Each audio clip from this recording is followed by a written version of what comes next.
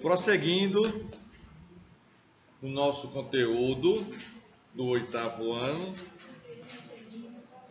chegamos então prosseguindo na página 193, no que se refere ao processo de descolonização da América Espanhola.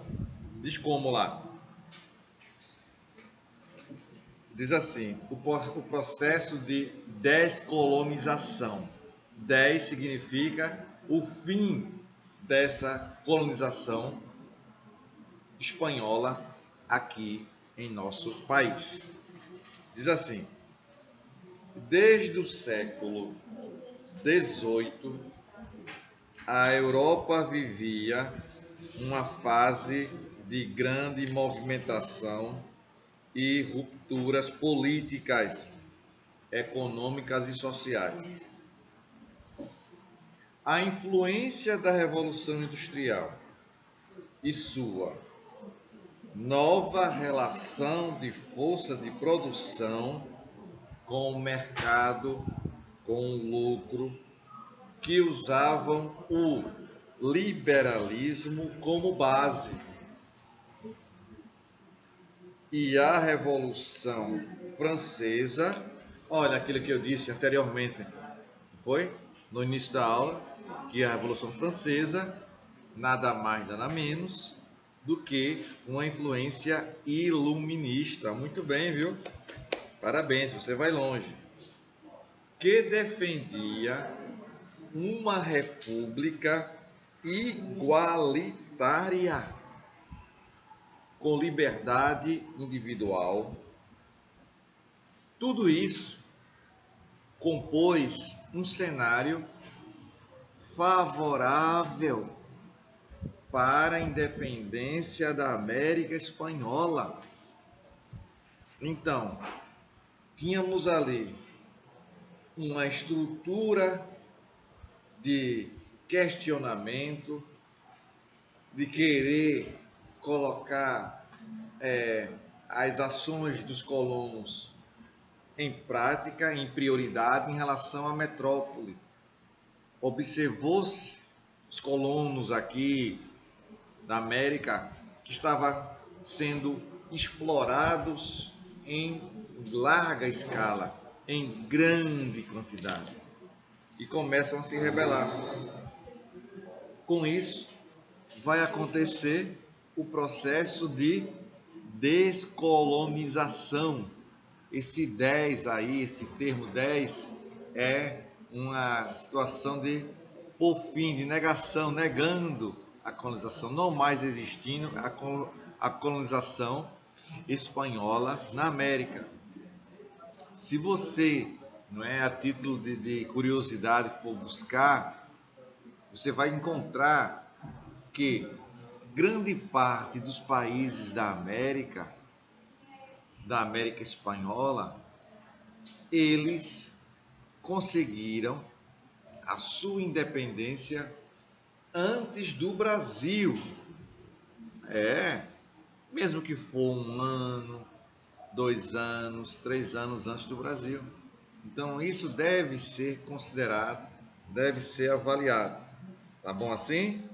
Isso, muito bem. Preste atenção aí no serviço, fica atento a isso. Você vai longe. Então, na página 194, nós vamos ter o processo contínuo desse conteúdo, que diz assim: embora 194, a Europa tenha influenciado os colonos da América, o processo de emancipação política não se deu de forma igual ao realizado na França. A primeira diferença é quem conduzia o processo de ruptura na Europa.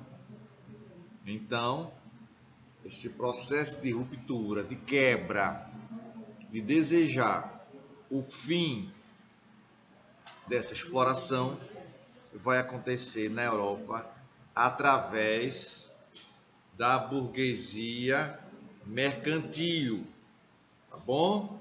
Isso, vamos lá, vamos verificar isso aí. Como é que foi isso, professor? Vai ser assim, isso. Muito bem. Na Europa, uma burguesia comerciante que estava cansada, exausta de pagar tantos impostos cobrados pela coroa francesa. Foi assim que deu-se o surgimento da República Francesa. Na América Latina, como vimos, foi uma elite crioula, ou seja, nascida aqui no Brasil, não é? Filho de espanhóis, mas que nasciam no Brasil. Brasil não, na América, melhor dizendo, que conduziu o processo. Eram donos de grandes terras produtivas que não aceitavam mais a exploração da coroa espanhola, pois, como já foi dito, muito bem, viu? Muito bem, você vai longe. Queriam estabelecer suas próprias relações econômicas e comerciais com outros povos, mas ainda num sistema colonial. Em outras palavras, prosseguindo aí, presta atenção. Os crioulos queriam controlar o sistema colonial, que estava nas mãos dos chamados chapetones.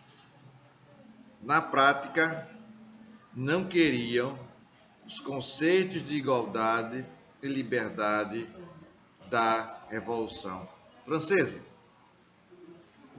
Ou seja, não queriam os conceitos, apenas os usaram para atender aos seus interesses. Ou seja, significa o quê? Abraçavam os crioulos. Não, nós vamos colocar aqui em prática a mesma coisa que aconteceu na França. Liberdade, igualdade e fraternidade. Na teoria, aquilo que algumas pessoas dizem, né? Há uma distância entre a teoria e a prática. Vocês jovenzinhos assim, né? Jovenzinhos como eu, já devem estar atentos a essa situação. Tá bom? Beleza? Tranquilinho? Podemos prosseguir? Isso. Muito bem.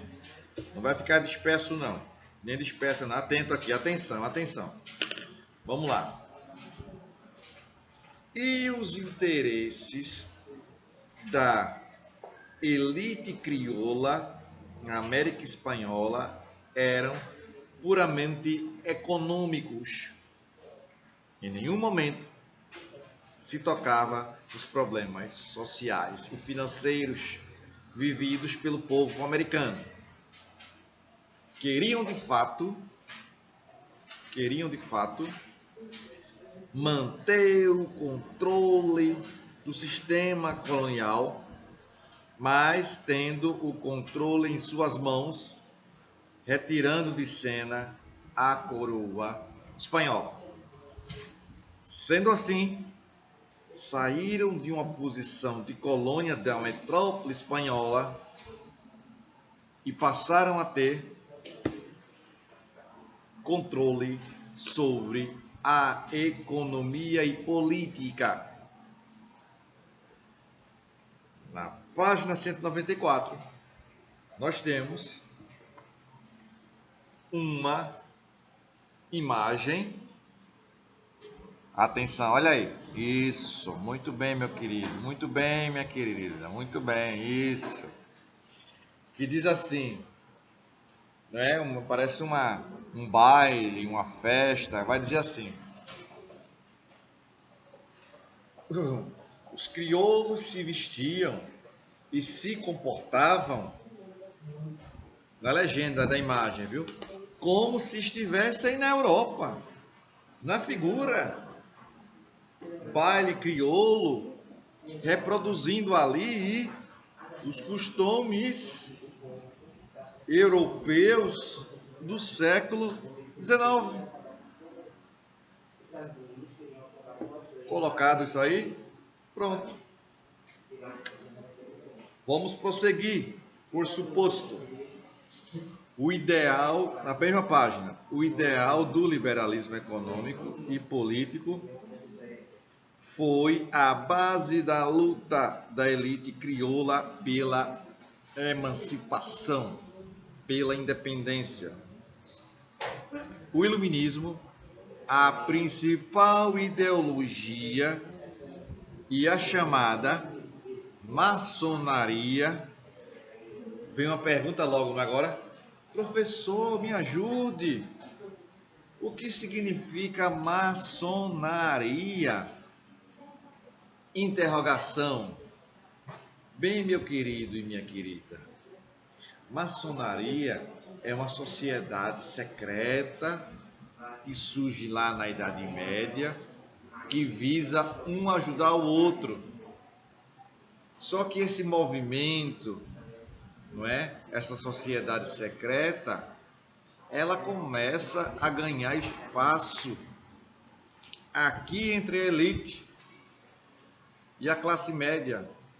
Boa parte da elite da classe média pertenciam à maçonaria, promovendo suas reuniões em busca de melhoria para a sociedade, ajuda mútua com os seus códigos, com as suas leis.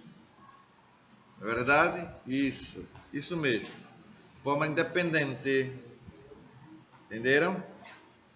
Um ajudando o outro.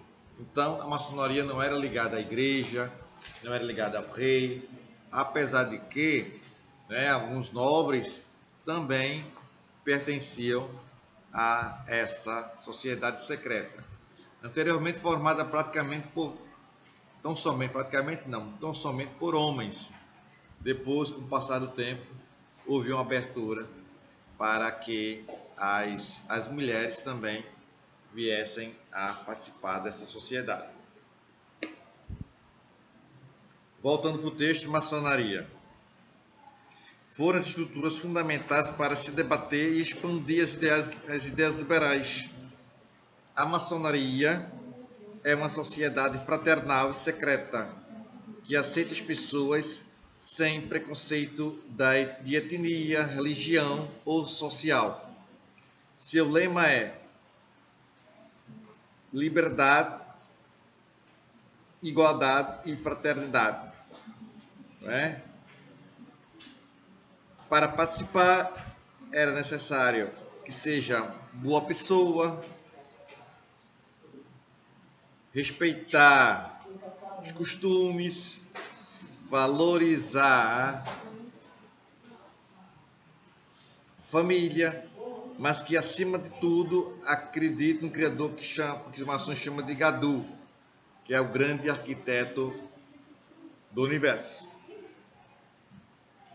Também buscavam a solidariedade entre seus membros. Sua origem data do século XVI, com pedreiros que construíram catedrais e se afastaram da Igreja Católica por discordar de algumas posições. Durante os séculos XVII e XVIII foram construídas as primeiras lojas maçônicas, onde se debatia política, movimento iluminista, propagação de ajuda ao próximo. Na página 195, temos os fatores da crise da colonização da América Espanhola. Tá bom? Diz assim, os fatores da crise. A independência, ou como muitos historiadores chamam, a descolonização da América Espanhola, não aconteceu de forma rápida ou inesperada. foi sendo construída ao longo do tempo, com a influência de ideologias e concepções, mas com um movimento decisivo da elite aristocrática crioula na América. Não é isso? Muito bem, muito bem. E a gente vai, na próxima aula, entender como ocorreu os fatores que vão possibilitar a emancipação da América. De que maneira isso vai acontecer? Observando ali quais são os fatores externos, os fatores internos que vão colaborar para a independência da América Espanhola.